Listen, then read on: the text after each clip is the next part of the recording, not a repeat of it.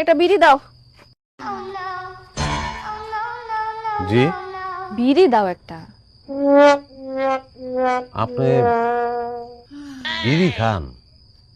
এখন থেকে খাই নাকি? ছোটবেলা থেকে খাই, অভ্যাস হয়ে গেছে না, এখন ছাড়তে পারি না। দাও। কি বলেন?